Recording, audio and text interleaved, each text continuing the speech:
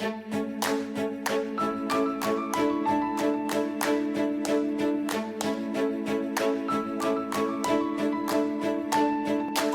welcome to the Liberating Joy and Learning podcast. I'm Verena Beckstrand, and today we're pulling everything together in a sort of conclusion of sorts. Basically, I came up with some ideas that really felt like they tied in all of the starter principles and the primary lenses into I'm calling it a conclusion, but whatever. That's what we're doing. As we mentioned in the very first podcast, personal learning and growth is the ultimate expression of our humanity and the greatest personal achievement. The ultimate human act of learning and growth should be joyful. That joy comes from learning about and applying these principles so that we can gently, kindly, and freely grow. Like, this is the ultimate, that is the goal. Right. When we understand these learning principles, then the result is that we gently, kindly, and freely grow. We do this by allowing ourselves to gently, kindly, and freely wonder shamelessly, claim our learning, own our failures and successes, stretch upward, inward, and outward, tune into our learning seasons, work with resistance, and train with a mentor. I've been thinking a lot about how all of these principles help us treat ourselves and consequently others with more gentleness and kindness. Paul of the New Testament told the people of Galatia that the fruit of the Spirit is love, joy, peace, long-suffering, gentleness, goodness, faith, meekness, temperance. Against such there is no law. So Galatians 5:22 and 23. So how have you seen that these principles help you find more gentleness and kindness in your learning? I think, like Paul says, in a way, the fruit of learning by following these principles is you're not angry. I think that's a big thing, is you're kinder to yourself. You understand that nobody's perfect, that we all make mistakes, that sometimes we may be in a different season of learning, of growth, and what may have been important to us 6 months ago isn't what we need to be working on right now.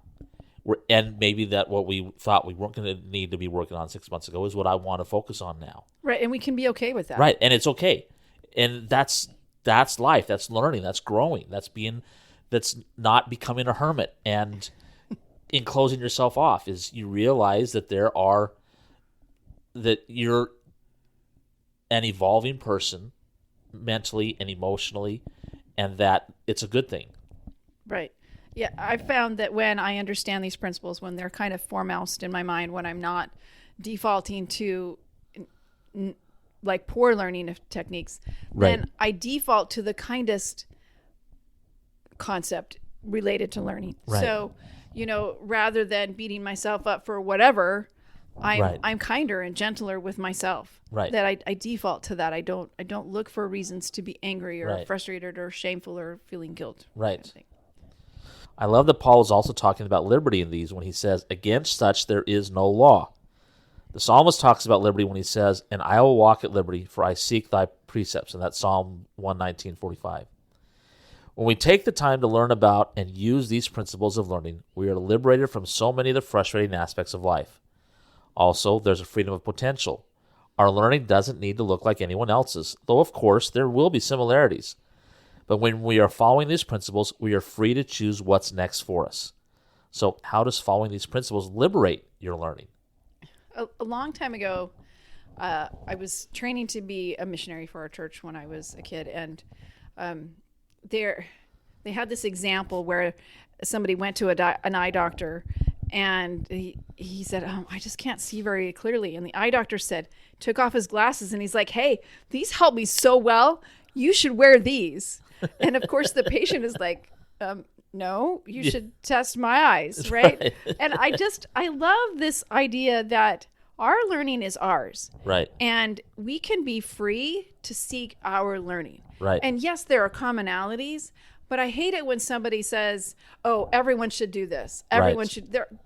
There is no law. No. Like Paul said, there is no law. And when we're honestly and earnestly seeking to follow these principles of, wondering and claiming and owning and all of those things, when we're doing that, then nobody can tell us what isn't right for our learning. Right. Like, we can listen to them, but we are the ones that determine that. Right. And we don't have to feel guilt or shame or anything related to that. We just pursue what we feel in our hearts we need to. Right. And by doing that, we become the best version of ourselves that we want.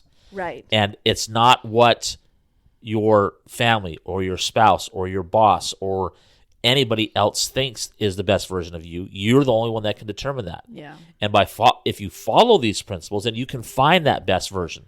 Right. If you don't, if you get stuck in the assembly line way of learning that we have around us, then you're not going to find your best version. Right. Now, there are aspects of that are helpful, but you need to find your way of doing things, your way of learning, your way of growing. And it's going to be different, like we said over and over again. It's going to be different from everybody else. Right. The commonality will be, like, you can't bypass owning your failures and right. successes. If you're not doing that, you're not going to have great learning. Right. So there are principles. But right. when you have those principles, then there is no right. law. Right. That it liberates it. And there's no law, but there's also so much more kindness. There's right. so much gentleness and love that we feel. Right. And joy. Right. Like if we aren't following these principles, or if we're caught up in a learning blockade of, right. Assuming defeat or right. obeying a master, then we will not feel joy. We will right. not feel kindness toward ourselves or anyone else. Right. Yeah. I like, I think I've mentioned it before in one of our podcasts. I spent a couple of years in Japan, and there's a phrase or a saying in Japanese that loosely translated says there's many paths up Mount Fuji. Yeah. There's a lot of different ways to get to the summit, to get to the pinnacle. And your way will be different from somebody else. You may find people that are on your path for a certain while that are following the same way, or that you're following them, but then you might find a different trail off to the side or whatever that will get you all to that same goal of finding the best version of yourself. Right. And there's commonalities. If you have to keep right. putting one foot in front of the other, there's right. commonalities, but it's going right. to look different. Right. You all have to start at the base. You need to take the appropriate amount of water. You have to take the steps yourself. You have to take the steps yourself. You can't ride on somebody's right. back necessarily. Right. Unless they really want to. You don't want to take the dangerous path. So there are yeah. and I look at these principles. Another way to say it is guideposts or guide rails or handrails, guardrails or something. Yeah, however you want to look. But if everybody needs these to find their best path.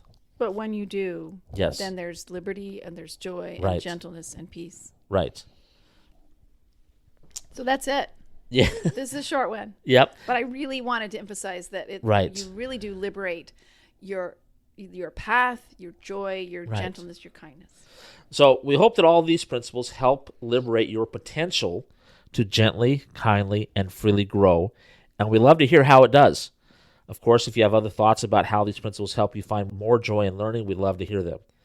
And as always, if you have questions or comments, go ahead and message us at learningliberated@gmail.com or on our Learning Liberated Facebook group with any questions or comments.